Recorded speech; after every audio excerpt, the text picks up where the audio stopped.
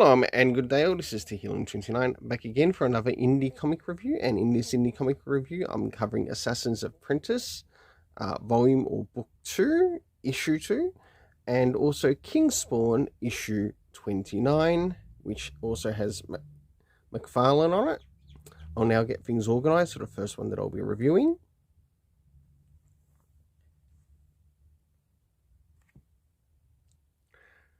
So the first one that I'll be reviewing will be Assassin's Apprentice, Volume 2, Issue 2.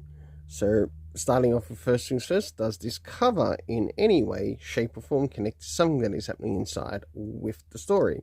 Sure enough it does, to which I give a 7.5 out of 10, to which we see the character of Vids, being told to travel to a particular location in order to help someone out. So now it's time to move into the area of the internal art as we have a look around the beginning, middle, and of course the end, and also what the cast of characters is also doing in the story.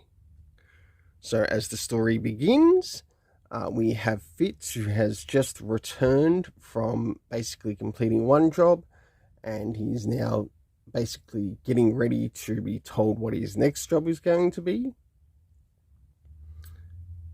with his friend and somewhat mentor called Charade. As we start to move towards the middle of the story, they now begin to move into the next place to which they're traveling to help out with what's actually happening in the location to which this is taking place.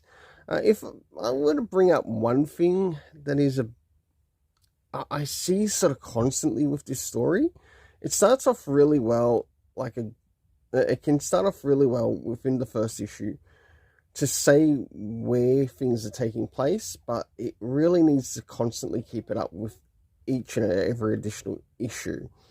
That's the only thing that I want to bring up about this. Apart from that, I do actually quite enjoy the story. And last but not least, towards the end, to which they of course finish their last job and return home, and basically preparing for what is to come next. So for the internal art, I give it a 7 out of 10. Now it's time to move in relation to the area of the story. So first things first, do we get anything addressing time throughout the day? No, we don't. Next is the location. Location, though not mentioned, it would not hurt to see it brought up in the story. In fact, it would help the story quite a lot, and even also help my rating quite a lot in regards to the story. The cast of characters, we have mentioned a character by the name of Lady Grace, though that might also be a play on words. We have Fitz, who is the main character. We have Lady Time, so this is an actual person which has been met in the story. We have Charade, we have Burik, and last but not least, I think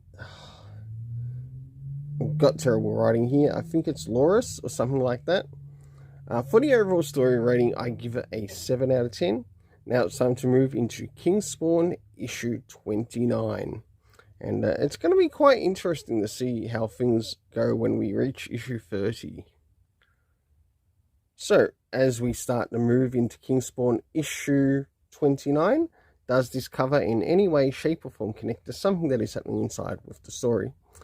Not really a lot, but overall I do like the cover's appearance, to which I give it a 7 out of 10. Now it's time to move into the area of the internal art as we have a look around the beginning, middle, and of course the end, and also what's happening story-wise with the character. So as the story begins, we catch up with Spawn, and I get the impression with the narration in this that this might actually be taking place in this universe. And as you can see, there's a lot of darkness around, and it also suits what's happening in relation to the character. Now it's time to move to the middle of the story. So as we start to move towards the middle of the story, we have Spawn take on a bit of a hellhound of sorts, and of course defeats it, and still moves on to the place that he's going to. But we do get a bit of an interesting scene as we move towards the end. And as we move towards the end of the story, I think this is meant to be Wanda, his wife. It wasn't very clear as to saying who it was, though it should have been. But apart from that, I did actually quite enjoy the internal art in this. So for the internal art, I give it a 7.5 out of 10. Now it's time to move in relation to the area of the story. Now, seeing how so far ahead we are within the Kingspawn story universe, did we get any comic book references? The answer is no, we didn't. Did we get any indication of time when this is taking place? No, we didn't. About the only thing I did manage to get, mainly from the narration, was the location, and that was, it feels like it's meant to be taking place in Hell in this, though I could be incorrect, and it might not have been properly displayed by both maybe writer and the artist working together on this. And last but not least, we had the cast of characters mainly being Spawn himself. Now for the overall story rating, I give it a 7 out of 10. Until then, let's keep it colourful and have yourself an awesome day.